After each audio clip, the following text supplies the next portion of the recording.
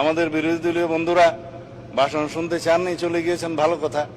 কিন্তু সেই ভাষণের উপরে আলোচনার জন্য তিনি কালকে প্রস্তাব করেছেন 50 ঘন্টা বরাদ্দ করা হোক। এখন যদি রাষ্ট্রপতির ভাষণের উপর 50 ঘন্টা আলোচনা হয়, ভালো, সংখ্যা অনুপাতে সেই সময় বরাদ্দ। এক সালাউদ্দিন গেলে 1000 সালাউদ্দিন দাঁড়ায় যাইব, এমন ভাবে তৈরি করা হয়েছে বিএনপির দলটাকে। আপনারা বলতেন না যেন তারেক রহমান সাহেব কোন লোকগুলারে কোন পজিশনে বসাইতেছে, সালাউদ্দিনকে নিয়ে আপনারা বলতেন না শিলং থেকে ট্রেনিং নিয়ে আসছে, এবার ট্রেনিং সামলান। এই সামলানি এইভাবে হবে না ভাই, মুখ লাগে, এগুলা প্র্যাকটিস করতে হয়, রাজনীতিতে সহজ না।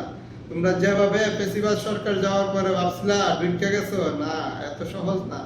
মারামারি করে আপনি আগায় থাকতে পারবা, কিন্তু রাজনীতি করতে হলে ব্রেন লাগে, শিক্ষা লাগে, যোগ্যতা লাগে, কোচিং করতে হয়, শিক্ষাগুরুর কাছ থেকে কোচিং করতে হয়। খালেদা জিয়া আপনাদেরকে অনেক ট্রেনিং দিছে, কিন্তু আপনারা ওই ট্রেনিং এর লোকগুলা নাই। এখন যে সমস্ত লোকগুলো আছে জানে শুধু মিথ্যাচার করতে, প্রোপাগান্ডা ছড়াইতে, মানুষকে নিয়ে হাসি তামাশা করতে। ঠিক আছে, সময় আরো বাকি আছে, আরো কতদিন উঁচুট কাটতে হবে, খালি আস্তে আস্তে দেখেন, খেলা মাত্র।